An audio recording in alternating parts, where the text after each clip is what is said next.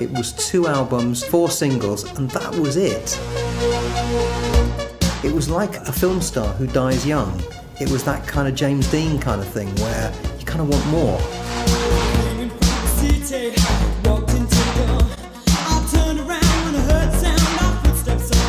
Yazoo, one of those acts whose magic has been released over a period of time. A lot of stuff 1982-83 would have fizzled away, but there's something about Yazoo that transcends even just nostalgia. It was that shiny new pop of the time, but with her gutsy, bluesy, amazing voice over the top, giving it the bollock. She was an incredible talent who'd come from nowhere and burst onto the scene. I don't think there were many British women singers around at that time who were that striking.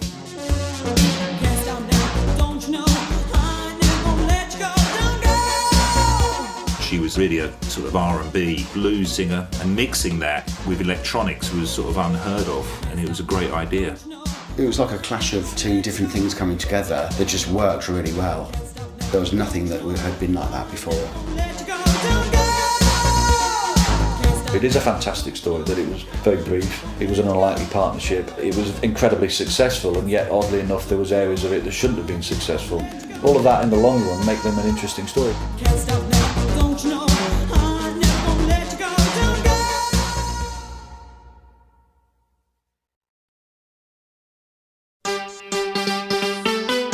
The only person who had any sort of master plan was Vince, and he really had this idea of forming a band and being successful. And well, I think with me and Martin, and then when Dave came along, it was, you know, we just liked the idea of being in a band. So I don't think we ever thought we were going to be successful. Vince was already a fairly self-contained individual, and I think he knew what he was doing.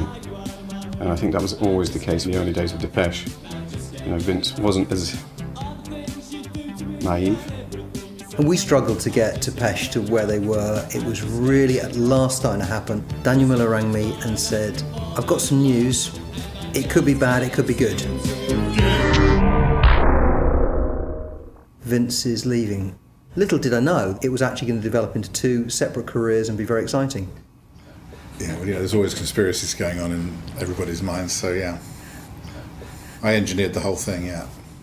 His sort of reason for leaving the band was along the lines of it's all getting too much sort of thing.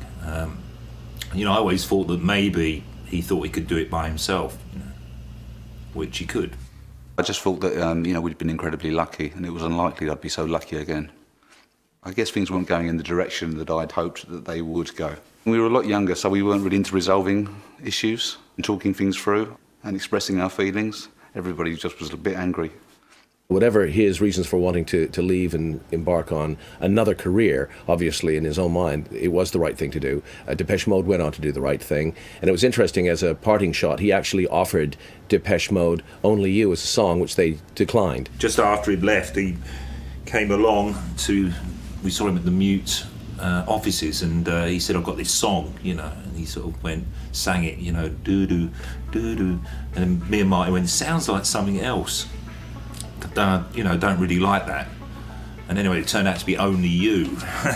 I seem to remember Vince ringing out the blue saying, I found this bird, her name's Alison, and we'll go form a band. She's cool. Looking from a window above, it's like a story of love. Can you hear?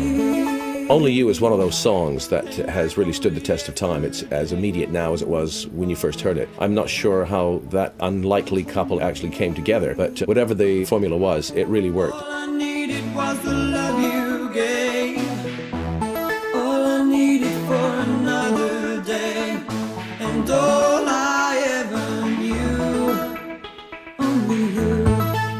The myth was fantastic, that it was an ad and that they never met, and Vince would respond stupidly to someone looking for a blues group. The fact that down the line it became clear that they'd met, they were at music school together, they were, you know, Alison was in the same class as members of Depeche Mode, rather shattered all of that idea that he could have searched the whole world for the kind of singer he wanted, and he ended up with a girl who probably was his next door neighbour.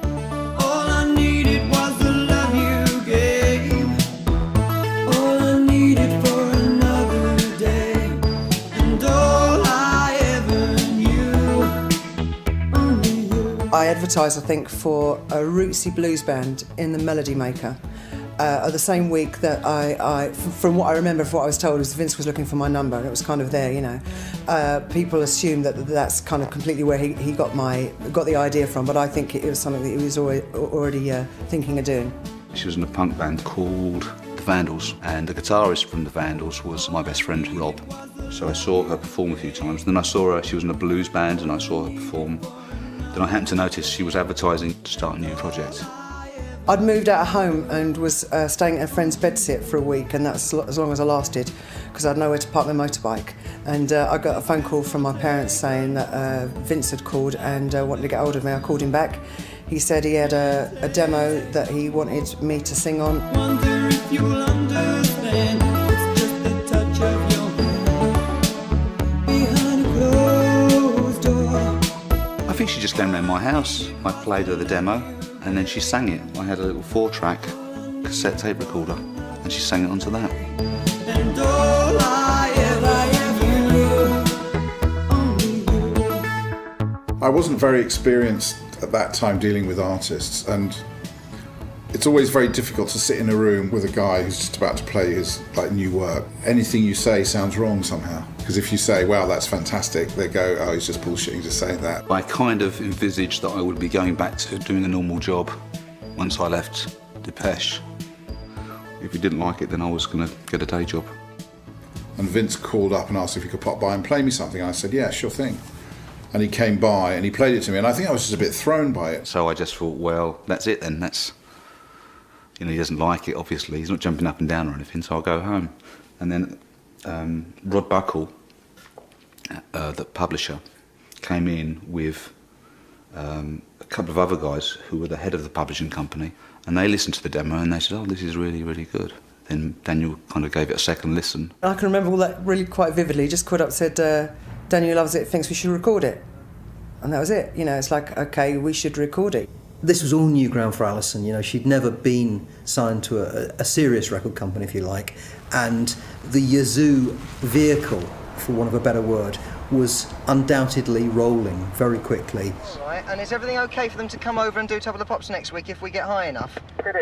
As soon as we got beyond the initial difficulty of getting the record played, then the excitement started to build. It went in the charts at 198.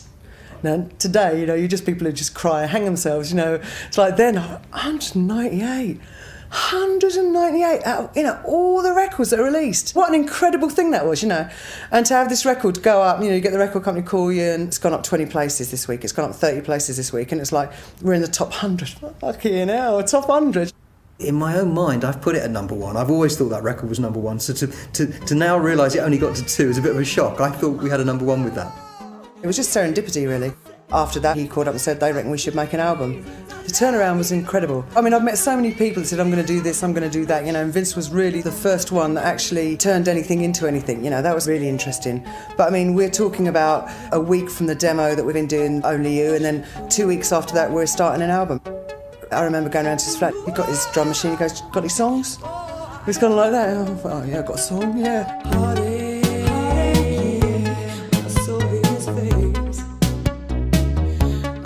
How bad I let him down, cheating when he was working hard.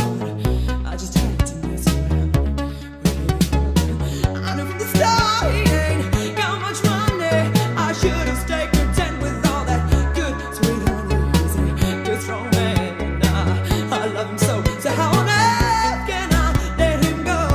Said, whoa, said, baby, oh no, can't leave me now.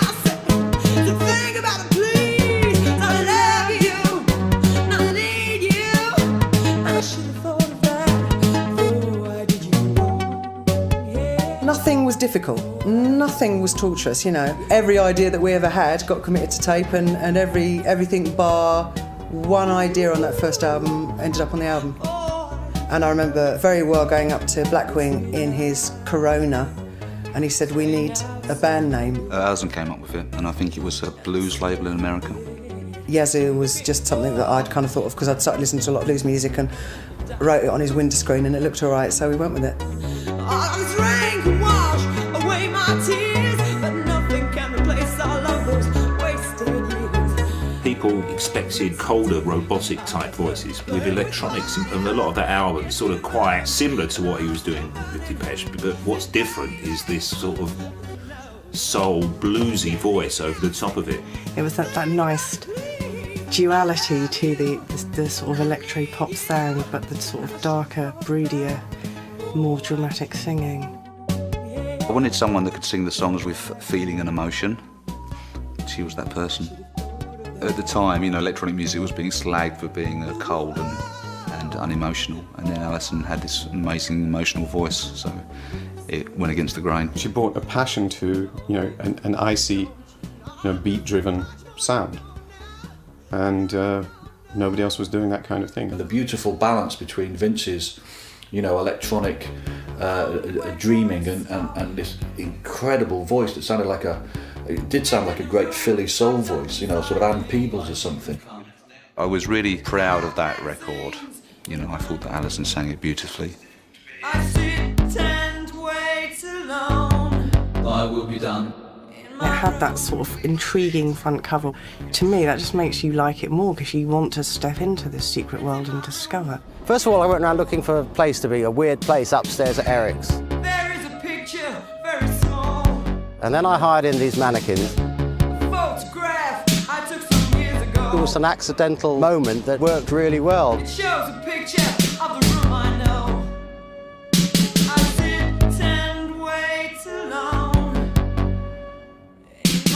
During the setup, I put the bodies on top of the table and then moved the chairs to find the right position, and all of a sudden there was the idea staring you right in the face.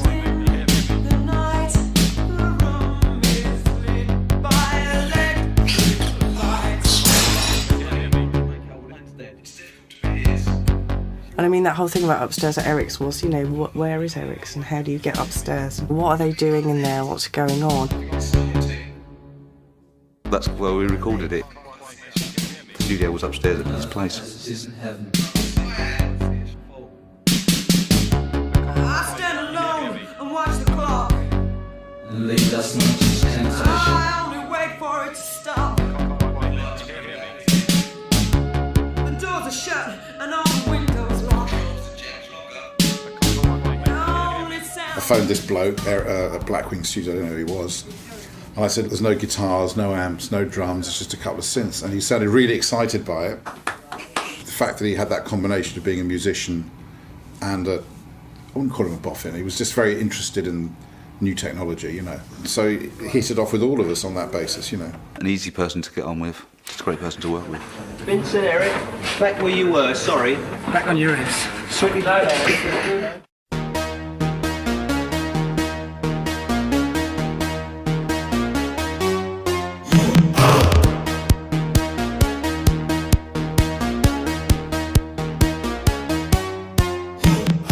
Well, Vince just got a Fairlight, which is probably the first commercially available sampler. This is the science of the music. This is a waveform of a particular sound that we've got sampled in the Fairlight. I remember feeling completely surprised that the simplest line, which I'd expect him to play freehand, he would feel far more comfortable programming and quantizing. Then it seemed like an odd thing to do. Now I completely recognise that as being a really important component of what it was that he was doing, the colours that he was creating with his programming. To the lights, to the train setting in your head. Sunday night tears from youth clubs already dead. I'm glad we don't hear you anymore. I'm tired of fighting in your fashion war. At the time, it didn't really take that long to record a record. Some of the tracks have 5 audio tracks on, and that's it. Yeah, things were much simpler then.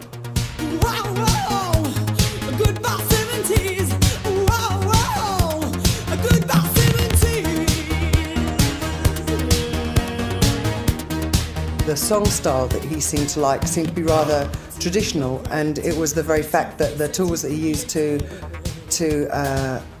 put that on was what was kind of deviant, and that's what made a really interesting mix. The song is the thing that determines the emotion. I mean, not the instrument that it's played on, I don't think. When you start writing songs, everything sounds interesting, and you're discovering new ways of putting chords and words together all the time.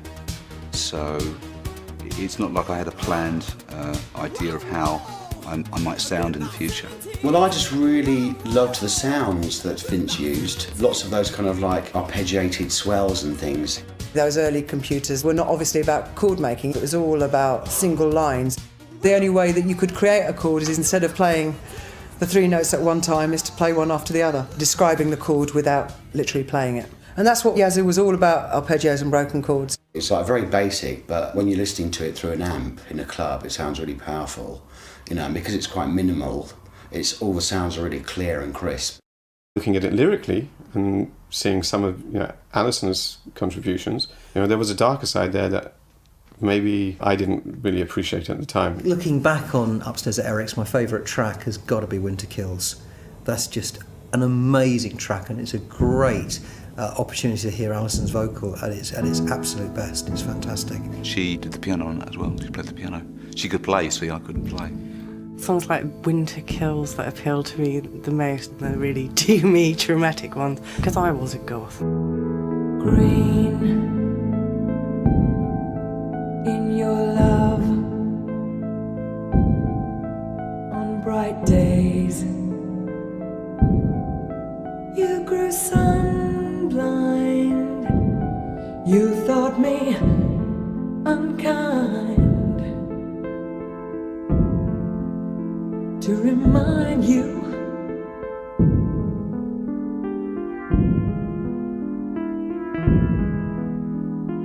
how winter kills.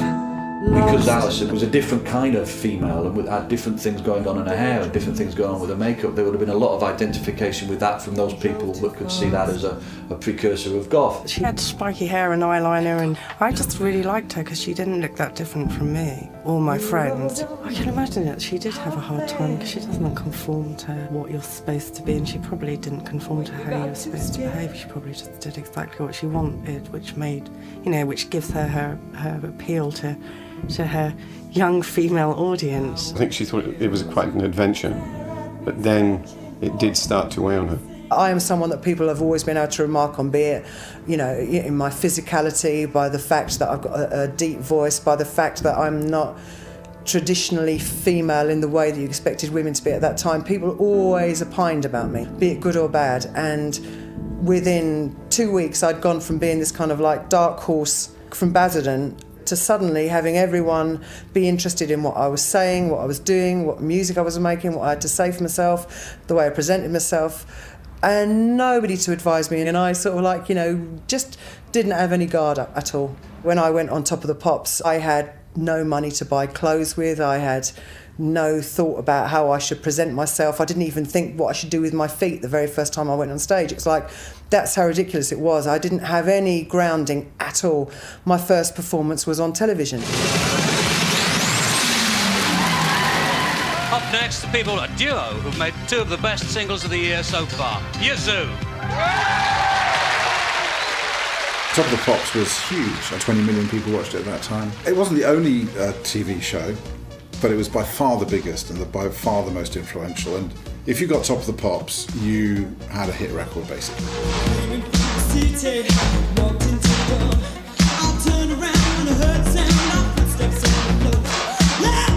You only get Top of the Pops on the basis that they had, say, 12 slots in the show, and they worked from number 1 working down, and certain rules kicked in. So the number 1 would be on the show.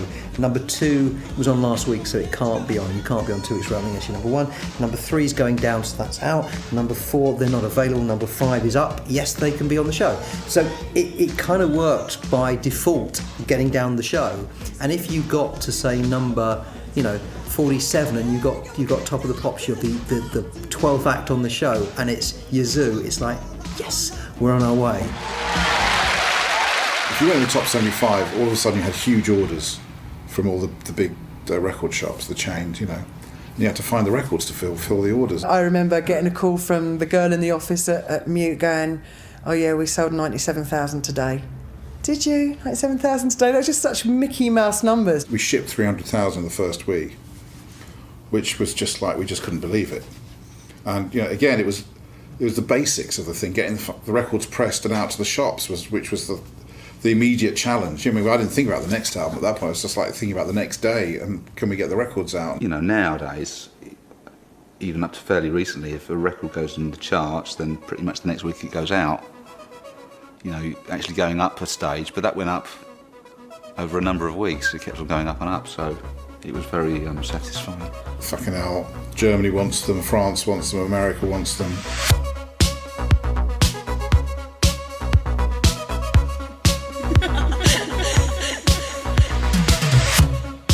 Situation had become a bit of an underground club here in America, in the pre-house New York club scene, you know.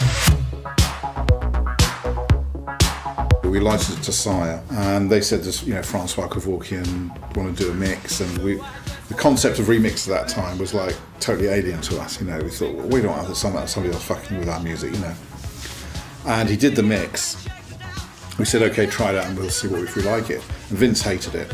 I didn't like it at all because I felt that it was getting away from what we'd originally recorded, which is, it turns out that's what remixes are. I didn't know that at the time. But for whatever reason we said, okay, you can put it out, and of course it became massive.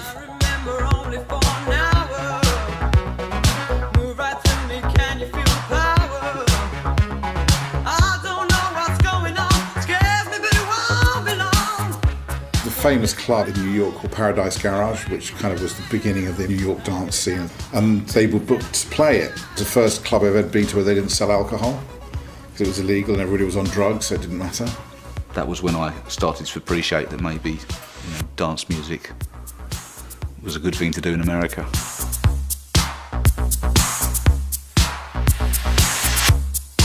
As there weren't that many live shows, there weren't that many I remember, but I do remember standing on the stage of the Dominion with Vince, and I think we had the BBC recording that for future broadcast. And I remember, you know, BBC engineers running around, thousands of miles of cables trunked everywhere, and Vince just stood there and looked at the whole thing, and he said, you know, with modern technology and a fairlight, I could be at home. Why do I need to be here? I mean, she could be on stage singing, I could play it, you know, just be at home. Easy. And I thought, Vince is really not into this. I can see already we're back to Depeche, I hate touring, I don't want to do this.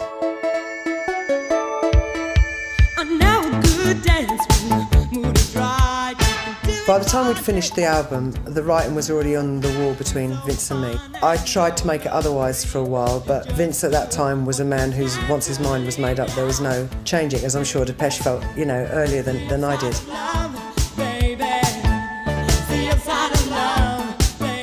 It was a personality thing, you know. We failed to talk to each other and to iron stuff out. Vince was very English in that way that when he was feeling something, he would digest it and you wouldn't really know what was going on. But I grew up with difficult men, they didn't intimidate me. So his being less than effusive was not something that was enough to deter me. Had I had a different character at the time, I think there would have been less of a problem. But I did come from quite a scrapping family. It didn't occur to me that effing and blinding and shaking your fist would upset anyone because it's like what I was used to.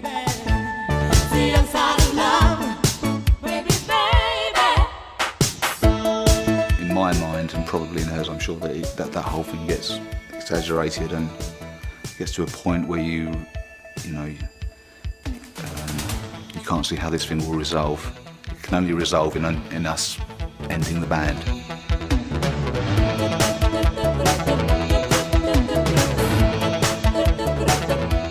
It wasn't destined to last because what made them a contradiction and then initially made them work would eventually take over. The contradictions would take over. I think it was at the beginning of the making of the album, to be honest, when I realised there's something going on that they weren't clicking and they weren't really in the studio together. No, we pretty much didn't record together at all.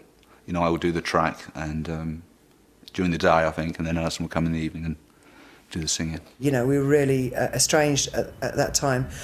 But what I would say that early on in the day is that I didn't feel any pressure because I just had the arrogance of successful youth in that anything that we did do, as far as I was concerned, was going to be good. It was kind of like a clash of egos or something. But I think without that, they wouldn't have had...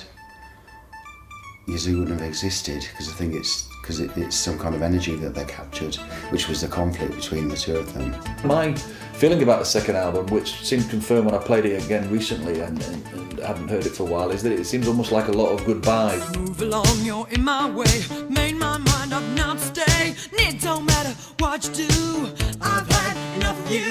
You can talk about the good times. I can't just remember bad times. There ain't nothing left for saying. There's no way that I'll be staying. Tell me to remember when I told you that I'd never walk away. Hey baby, don't walk away from love. And it's one of the things I loved about Yazoo was that there was this underlying sense of the man and the woman coming together, having a relationship, and then it falling apart. And that seemed to be the soundtrack to that arrangement, that relationship, that second album. You and me both. It was just like that. It's sardonic, yeah. I remember really looking forward to that record coming out, and that the Dalmatians fighting on the front cover was another brilliant sort of what's going to be in this. I love the artwork on that record. We didn't have a concept, so someone came along with that idea. I think Alison was more involved, actually. I remember being sent down to see this photographer for the album sleeve, and I remember I was in a black mood, and him showing me his portfolio, about just showing me what kind of pictures he could take, and as a part of the portfolio was the picture of the two dogs snarling, and I said, we'll have that, and I left. I can imagine that's the truth. I never thought about that. 'Cause we're the happy, happy people. The happy, happy people. Yeah, we're the happy, happy people. The happy, happy people. I think that the press got wind of the fact that it was wound up as the album was released. That's what I seem to remember happening.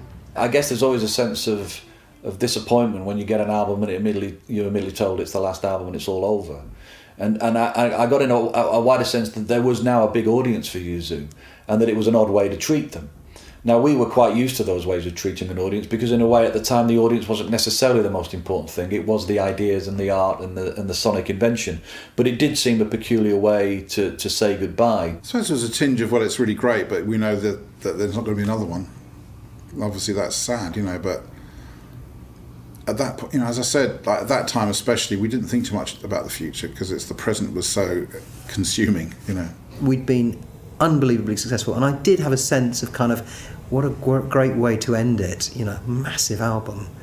We got to number one, so we'd done it. Back in the early 80s, it really was a big deal to have a number one in the singles or album chart, in particular the album chart, because albums were selling in vast quantities, and to have a number one album meant that you really were quite special, that you really had cracked it, and that people, generally speaking, loved you. It's not like now where people can access music in so many ways. Album sales are diminished to a point where you wonder how meaningful it really is. But in those days, a chart like that would have been a snapshot as to kind of popular culture and what people genuinely liked or disliked. And if they liked you, you were made number one, and they were loved.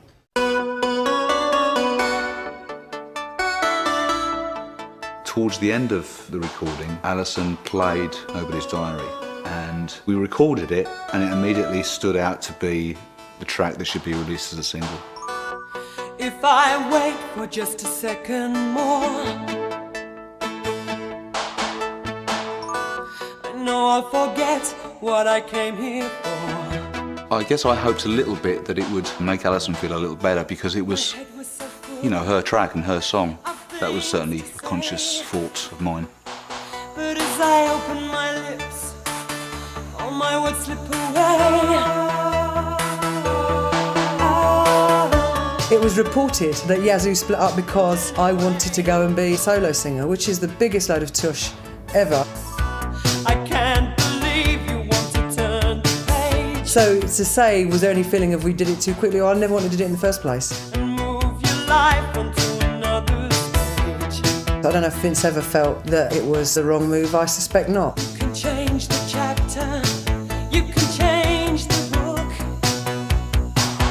but the story remains the same if you take a look.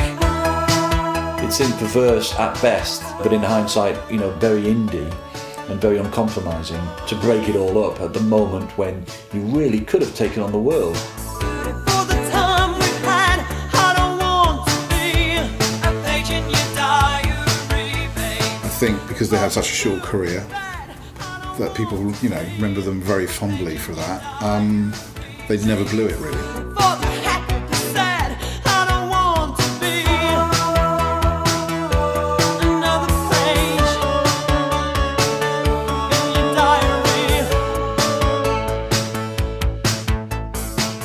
I, at any point in the last 25 years, would have worked with Vince again, because I truly believe that with him, I was gifted something that I have not found since.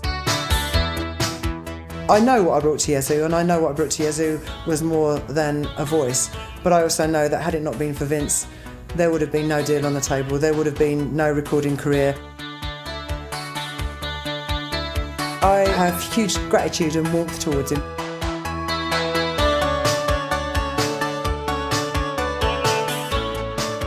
About a year ago, I contacted Vince and said, look, you know, it's come up to 25 years, how do you fancy doing a gig? You know, it was very lovely and said that, you know, the idea was exciting, but ultimately, you know, he was in a committed musical relationship and, you know, and I understand that. It's easier for me to travel because I don't have that.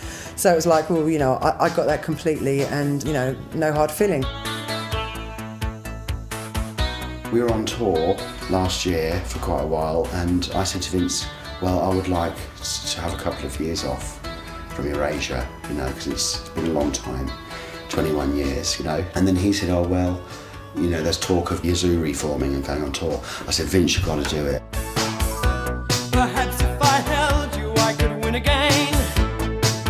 I got a phone call a couple of months ago saying Vince has had a change of heart and he fancies doing it, which was like, how brilliant. I'm actually going to get a chance to be able to sing this stuff again with a voice that is so much stronger than it used to be and with an attitude that's so much more positive than it used to be.